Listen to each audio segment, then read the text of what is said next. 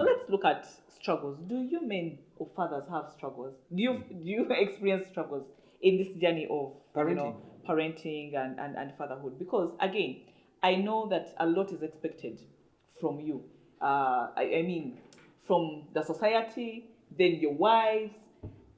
So many people expect a lot from the fathers. What are the realistic ones and the unrealistic ones that need to be addressed? Because, for example, as a mother, I know society expects a mother to be strong, to be courageous, to be there for the children, to be working, to be, to multitask so many things. But sometimes it's not possible, and those are the unrealistic ones that, you would want to tell someone, you know what? I am a human being at the end of the day. I can do this, but this I can't do. So what are your struggles? I think SP already said that his struggle is hustling. Juggling.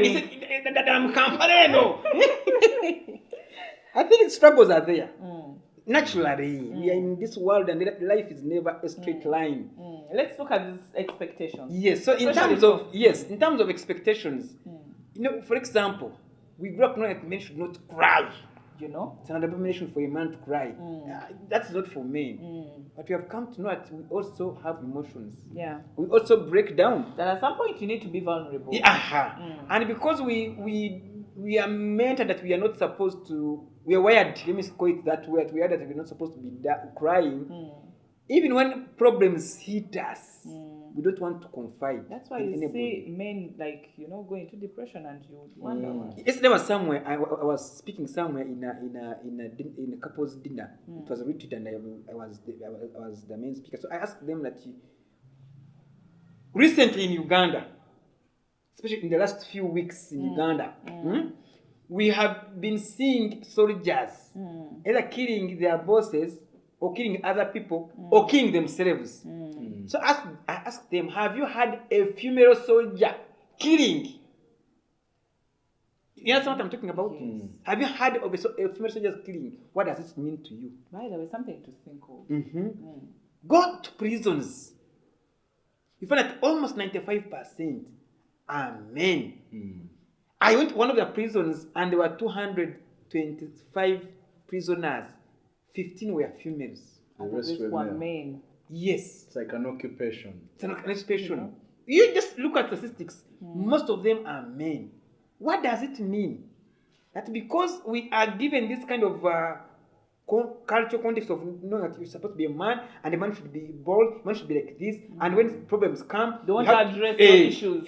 See how you can figure them out. Sometimes because I do not know how to figure them out, I want to use this other method, and somehow the anger, so I burst out of anger. By the time I know it, an action has been taken in a wrong way. Now I was looking at Sabit, who killed the minister. That anger, he was trying to fight for the rights of his wife, make sure the wife has money and he gives birth well. He fulfills his position as a man and he plays his role for provision. So make sure everything is well done. But out of anger, without knowing how to manage himself, he lost it and because in most cases, he killed himself. I realize that men don't have other people to speak to. That's where I'm coming now. You see, women, and you see now, even you can just get out of here and you meet a woman, a stranger, and you find them talking on the way. Yeah. Like Leo Christ met people talking on the way and he joined the conversation and listened to them. It happens. And you will start immediately open up, even your life, and become vulnerable. You will undress yourself. Yeah. And that's why you even tell them what you ate yesterday. Yes. But for a man, even when they are talking about him, like whatever you're saying is about him, he will die with his things. He will pretend that everything is okay. So naturally, we do not know how to unleash, how to open up, how to unpack ourselves to get solution and help. So we struggle in that. And actually, for me, when I saw that, I started a boy child advocacy and mentorship program. It's called Men of Purpose. I am trying to bring men on board, whether young or old, whether married or not. Speak for themselves. Speak for themselves. And I'm telling them, men, it is natural for us to be like this. It's natural for us to be like, to have these roles. We're already talking about roles. That it's natural. It's not abnormal for a man to carry a baby. It's not abnormal for a man to go with a baby to the hospital. Yes. It's not natural for me to put my child on the back and we are playing together, or feed my child. It's not an option for me to cry in public, because out of crying and emotionally I will become better and function well. You get calm. Yes. So I think the changes we go through as men, that we want to portray this kind of a bold, confident, serious person, when actually in our hearts we are rotting. Let's hear from SP. In terms of what are those that should be addressed? The hustles. Wow.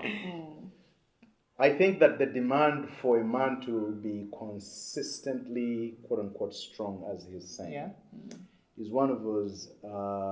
It puts unnecessary and undue pressure because we go through seasons, and each of those seasons comes with specific demands and needs. Sure. And so the sensitivity to that.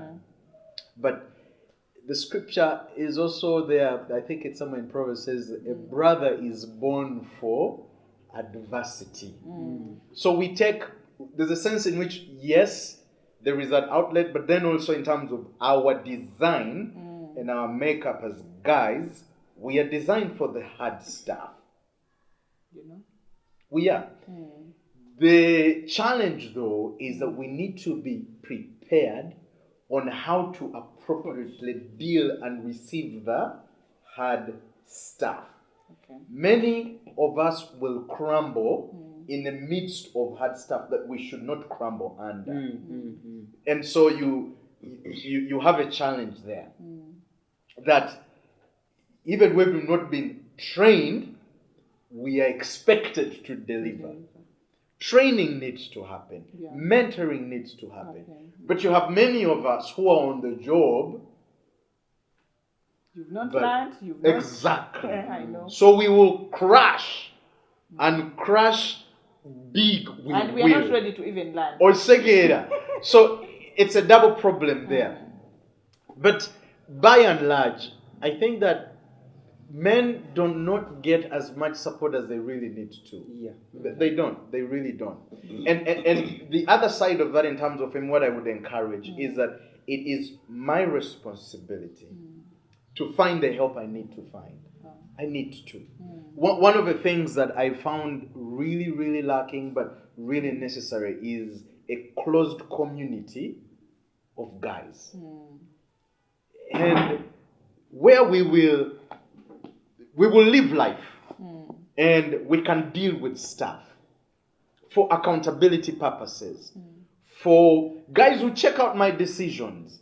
Because sometimes you can be on a gamble, you're gambling something, but you need someone else who has the freedom and the liberty to walk into your space and say, Dixon, neda baba, echo chochifu. But do men allow that? Is it?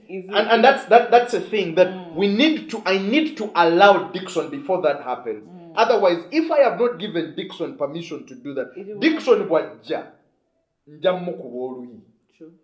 I will say, Gwani, who are you to tell me the things? But we need to consciously step back before and say, I'm going to surround myself with a group of guys, and these are our terms and conditions. Please feel free to walk in and say to me, well done.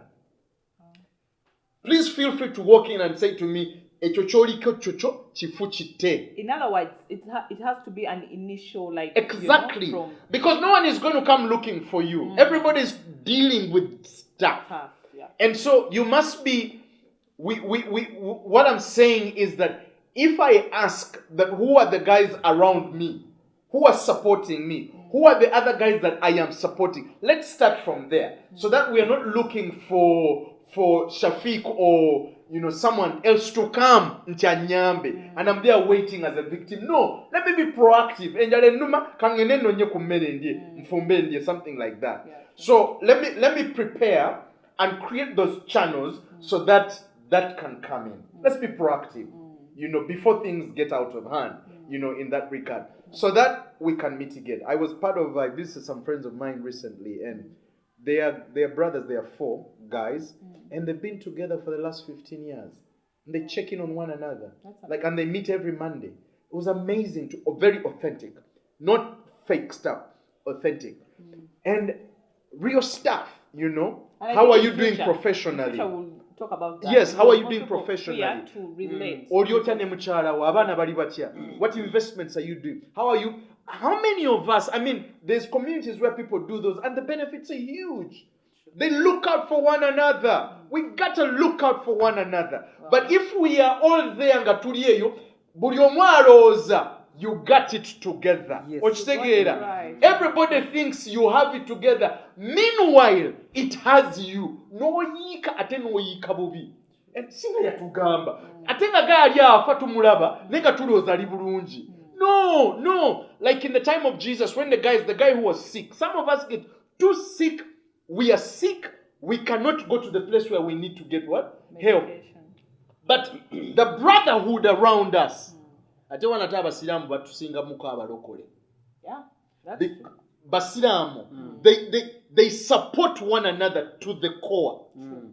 But here, twerwana here and there. Fighting each but other. The brotherhood is that, look, you can count on me to be there for you. In the thick, in the thin, in the fire. If you're being foolish, I will come and tell you you're being foolish. But you need to also have the humility to receive what I am saying. That is how we get better. Never underestimate a people who commit themselves to walk together and say, we are going to journey genuinely together. This group of guys, were saying to me, he said to me, one of them made a blunder, major financial blunder. And he was quiet. Nenga bintu bimutwala. Until they noticed and they said, one of them said, what's going on? What's happening in your life? Let's cut through the chase. What's going on? Kati hao, katoke tukusorting ensonga then today fe tufune kiboko. Kati abasajja bakuba abakyala.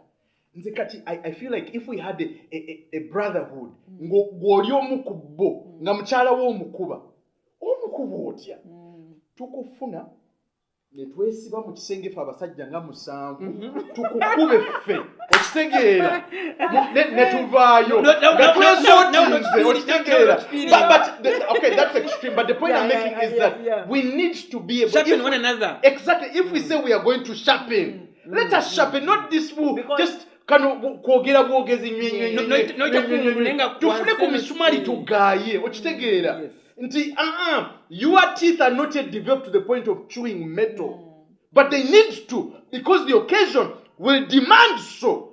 So you have feeble guys bali abali mu makeup biti. No, nedda. No, we need strength when you stand, there's others who stand. Discipline, consistency, empisa, leadership. These are things that if you're a man of your word, commitment, presence. There is the principle of Emmanuel, God with us. Kati mukama ali muggulu naye atali wana tugamba. He gives us the assurance that I'm here with you. I'm with you. But so there is also the point of I may not physically be at home, but my wife knows, my children know that I am there. True. Not in spirit, but I am present. I am fully present. Wendy, at all times, you can count on that and trust wrap that. up this one. I know all those points are well addressed, and I hope the men out there, the fathers, you're picking 1 or 2 things. The world keeps getting better when women make it a habit to fix each other's crowns and exclusively focus on picking up the broken pieces in the lives of other women. With great passion for women, children, and marriages, your hosts, Ntwatwa Evelyn, Emma, Lorena, Diana D, Rhoda, and Lorita bring you the irresistible Woman to Woman reality talk show. Feel free to subscribe and hit the notification bell for more about this eventful and exciting show. Woman to Woman reality talk show. You're welcome.